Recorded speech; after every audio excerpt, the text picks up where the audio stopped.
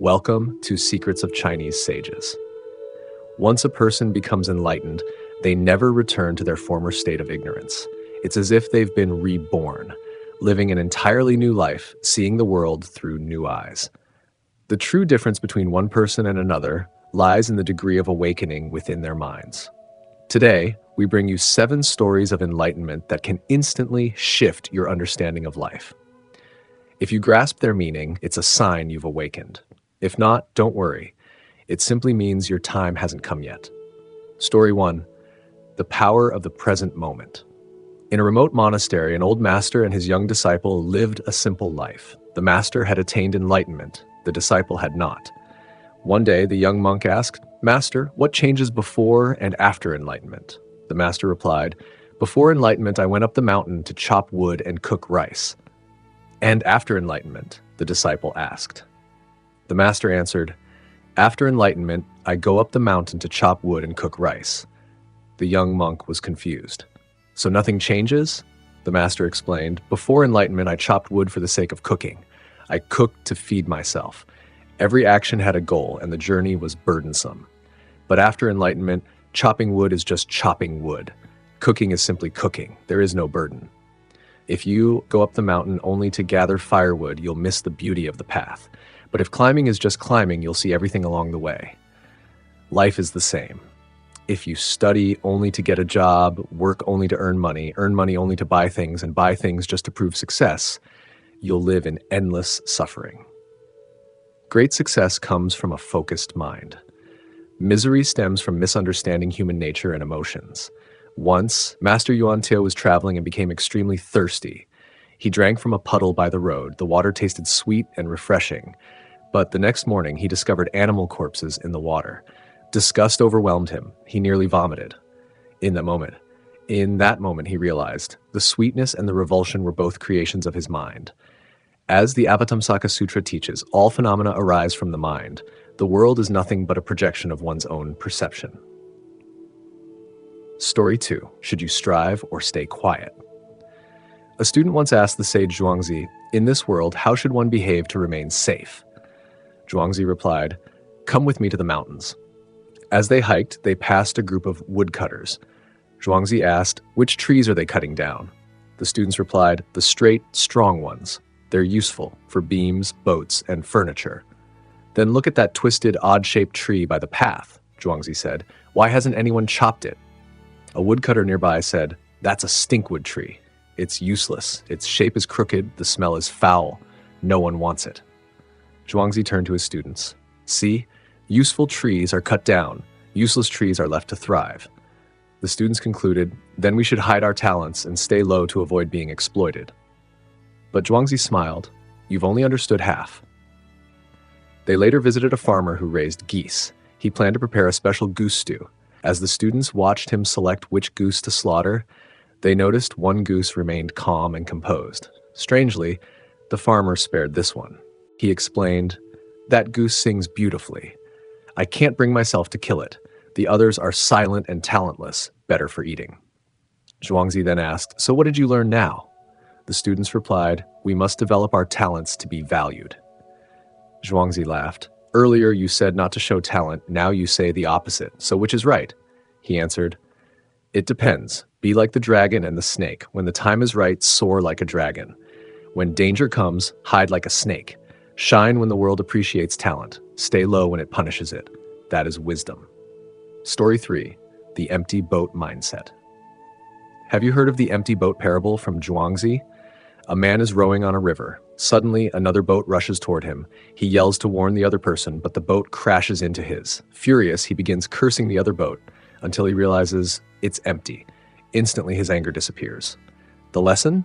Most of our anger isn't caused by events, but by our assumptions. We think others should behave according to our values. When they don't, we become upset. But if we treat others like empty boats, free from expectations, we liberate ourselves. Imagine a child cuts in line. You probably wouldn't be angry. But if an adult does it, rage flares up. Why? Because you impose your values on them. Even emotions stem from perception. A man driving a $2,000 car to a party hears others mocking cheap cars. He feels insulted. But if he drove a $100,000 car, the same words wouldn't sting. The party didn't change, his perception did. True strength comes from letting go of these mental traps. Story 4.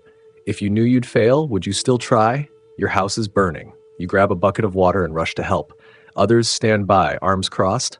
In the end, the house burns down. Did your effort matter? Mozi, the ancient philosopher, was once asked a similar question.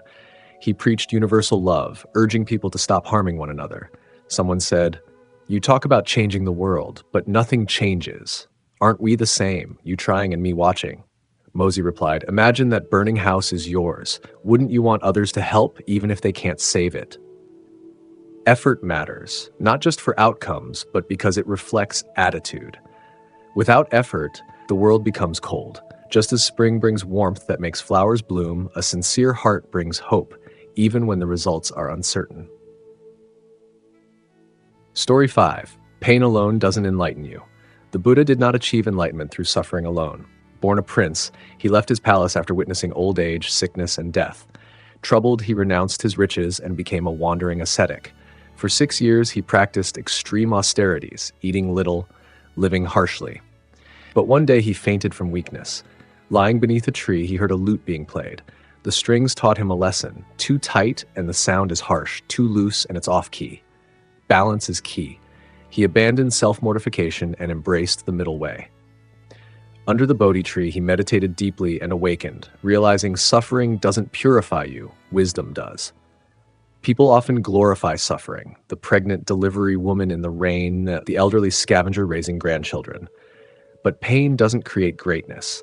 A swan remains a swan even if it's mocked. Gold shines not because it's rubbed, but because it's gold. Don't romanticize pain. Overcome it. That's real transformation. Story 6. What did the Buddha really teach? After awakening, Buddha said, "All beings possess wisdom and virtue like the Buddha, but due to delusion and attachment, they cannot realize it." He taught that suffering comes from greed, anger, and ignorance. These 3 poisons trap us in endless rebirth. To end suffering, eliminate these poisons. Greed is clinging to what pleases us. Anger arises from frustration. Ignorance clouds our understanding of right and wrong. Even meditation isn't always the answer. Bodhidharma, the founder of Zen, once saw monks meditating. They said, "We want to become Buddhas." He picked up a tile and began polishing it. "What are you doing?" they asked. "Making a mirror," he replied. They laughed. "A tile can't become a mirror." He said, "Then how can sitting endlessly turn you into a Buddha?"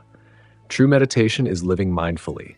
Cooking, cleaning, working, done with presence can lead to enlightenment.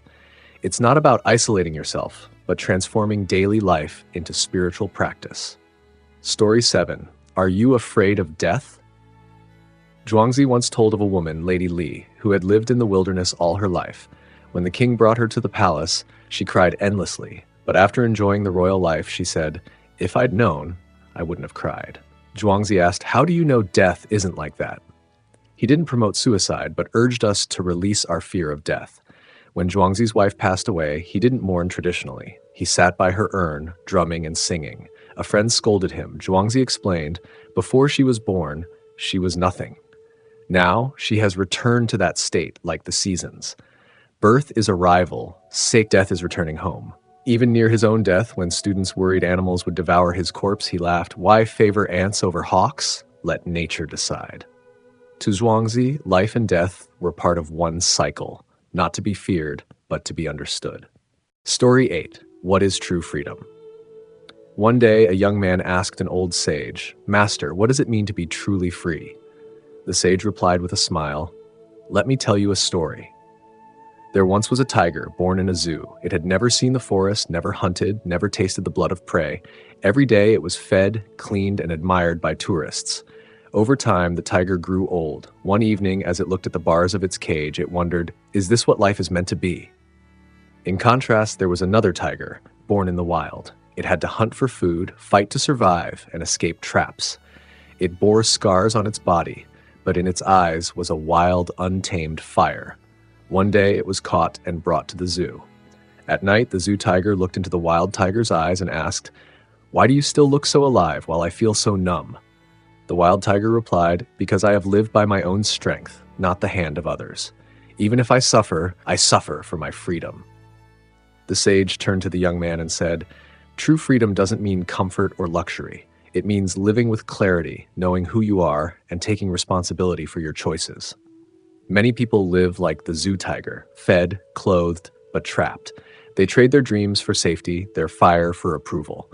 Yet others, even amidst storms, walk their own path. Story 9. The Weight of Words. A student once complained to his teacher, "People say hurtful things about me. I can't stand it." The teacher handed him a cup filled to the brim with water. "Walk around the courtyard without spilling a drop," he said. The student walked carefully, eyes fixed on the cup. When he returned, the teacher asked, "Did you hear anyone talk about you?" "No," the student replied. "I was focused on the cup." The teacher smiled. "See, when you focus on your own path, the noise disappears. But when you chase every voice, you lose yourself. Words are like wind. They pass. But if your heart is like a leaf, you will always be tossed around. Anchor yourself, and you won't drift with every opinion." Story 10. The Mirror of Others. There was once a young man who believed everyone around him was arrogant, rude, or unkind. No matter where he went, he felt surrounded by negativity. Tired of it, he climbed a sacred mountain and found a wise hermit. "Why is the world so terrible?" he asked. The hermit gave him a mirror. "Look into this mirror whenever you feel upset," he said, "but only after asking yourself one question. What am I projecting onto the world today?" The young man did as instructed. Over time, he realized the world hadn't changed, but his own inner bitterness had colored everything he saw. The sage had taught him a simple truth. The world reflects what we carry inside. If your heart is bright, the world shines. If your heart is shadowed, everything looks dark. From that day forward, the young man stopped judging others and started working on himself. He found peace, not in changing the world, but in changing his view of it. Thank you for staying with us on this journey. This has been Secrets of Chinese Sages. Until next time, may your path be clear and your heart awake. Story 11. The Wisdom of Silence. In a quiet village, there lived an old man who rarely spoke. People called him strange, and children would tease him, but he never reacted, never raised his voice. One day, a traveler came to the village and asked, "Why is this old man so silent? Doesn't he care that others mock him?" A young boy replied, "He says silence is his shield." The traveler was intrigued and approached the old man, asking, "Why do you remain silent when people insult you?" The old man smiled gently and said, "If someone gives you a gift and you refuse to accept it, to whom does the gift belong?" "To the giver," the traveler replied. "Exactly," the old man said. "So if someone gives me anger, hatred, or mockery, and I choose not to accept it, does it still belong to me?" The traveler was speechless. The old man continued, "Many people spend their lives reacting, yelling when shouted at, striking when struck. But true wisdom lies in understanding that not every insult deserves your energy. Peace comes when you no longer feel the need to respond to every voice." Story 12. Planting Bamboo. A young man wanted quick success. He worked hard for a few months and became frustrated when nothing changed. One day, he met an old gardener planting bamboo and scoffed, "Why waste time on something that takes years to grow?" The gardener replied, "Bamboo spends its first 5 years growing roots. You won't see anything above ground. But in the 5th year, it can shoot up over 20 meters in just 6 weeks. If I dig it up before then, it will never grow." The young man fell silent. The gardener continued, "The same goes for people. If you spend years building your foundation, your character, your skills, then when your time comes, you'll grow faster than you can imagine. But if you chase quick results without patience, you'll give up before your roots are ready." Story 13. The Jar of Life. A professor stood before his class with a large glass jar. Without a word, he filled it with big rocks. "Is it full?" he asked. "Yes," the students replied. He then poured in pebbles, shaking the jar. The pebbles filled the spaces between the rocks. "Full now?" The class nodded again. Next, he poured sand. It filled in even more space. "Now?" They laughed. "Yes, definitely full." Finally, he poured water, and it seeped into every crevice. Then the professor said, "This jar is your life. The big rocks are your most important things: health, family, purpose. The pebbles are things like your job, home, or hobbies. The sand is everything else, small stuff. If you fill your jar with sand first, there's no room for the big rocks. But if you place the rocks in first, everything else will find its place. He looked around and added, if you spend your days chasing distractions, you'll miss what matters. But if you start with what truly matters, life will hold space for all else. Story 14. The Bell of the Mind. A young monk asked his master, why is my mind so noisy even when I meditate? The master gave him a small bell and said, ring this once a day, but each time you ring it, clear your mind of all thoughts, even for just one breath. The monk obeyed. The first day, his mind raced. The second day, too. But by the seventh day, he noticed something. When he lifted the bell, a quiet moment came, brief but peaceful. In that single breath, the world stilled. The master explained, your mind is like a lake. When the surface is disturbed, you can't see the bottom, but if you stop stirring, it becomes clear. Meditation isn't to silence the world, it's to still your own waters. Story 15, The Bridge. Two monks were traveling and came to a river where a woman was stranded. One monk lifted her and carried her across. Hours later, the second monk scolded, why did you touch a woman? We're forbidden. The first monk replied, I put her down hours ago. Why are you still carrying her? Sometimes we hold on to things far longer than we should. Grudges, regrets, anger. Wisdom is not only knowing what to do, but also knowing when to let go. Story 16, The Eagle and the Crow. High above the mountains, an eagle soared freely, gliding with strength and grace. One day, a crow began chasing it, pecking at its wings and making loud, mocking noises. The eagle, however, didn't fight back. It didn't even look at the crow. It simply flew higher, rising above the reach of the crow into the thin air where only it could breathe. Eventually, the crow could no longer follow. It choked on the altitude and fell away. The lesson? When people try to drag you down with criticism, gossip, or envy, don't engage. Rise above. Not everything requires a reaction. The higher you fly, the less accessible you become to small-minded attacks. Story 17, The Three Gates of Speech. A disciple once approached a wise man and said, Master, I heard someone say something terrible about you. The master smiled and asked, before you speak, let your words pass through three gates. First, is it true? The disciple hesitated. I'm not sure. I heard it from someone else. Second, the master continued, is it kind? No, not at all, the disciple replied. Third, is it necessary? The disciple paused, realizing he had nothing more to say. The master gently said, if your words are not true, not kind, and not necessary, why speak them? In life, many wounds are not caused by weapons, but by words. Speaking carelessly is like throwing stones into a crowd. You never know who you will hurt.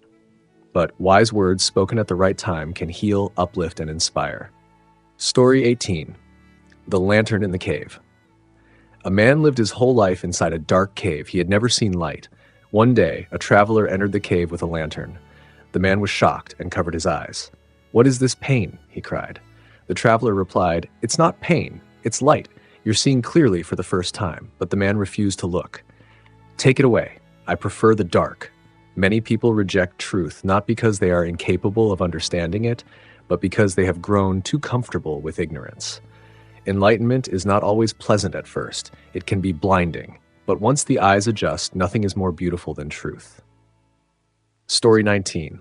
The Farmer's Luck. In a small village, a farmer's horse ran away. The neighbors came to say, such bad luck. The farmer replied, maybe. The next day, the horse returned, bringing 3 wild horses with it. The neighbors exclaimed, what good luck. The farmer said again, maybe. Later, the farmer's son tried to ride one of the wild horses, fell, and broke his leg. The neighbors said, such bad luck. The farmer said, maybe.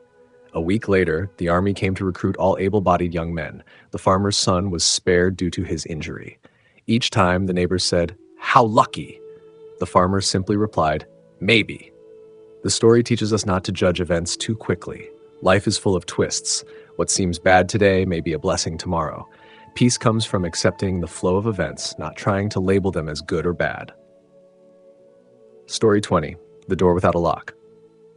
There was a scholar who spent years trying to unlock the mysteries of life. He read countless books, visited temples, and debated with masters. But still, he felt lost. One day, while walking through a forest, he saw an old hermit meditating beneath a tree. He asked, Master, I've searched for the truth my whole life, but I still feel empty. What is the key? The hermit opened his eyes and said, You've been looking for a key, but there is no lock. The scholar was confused. The hermit smiled. The truth is not something you unlock. It is something you stop resisting. Let go of your questions, and the answers will reveal themselves. In the stillness of that moment, the scholar understood. The truth is simple. It's we who complicate it. Thank you for listening to Secrets of Chinese Sages. May wisdom and peace guide your path until we meet again.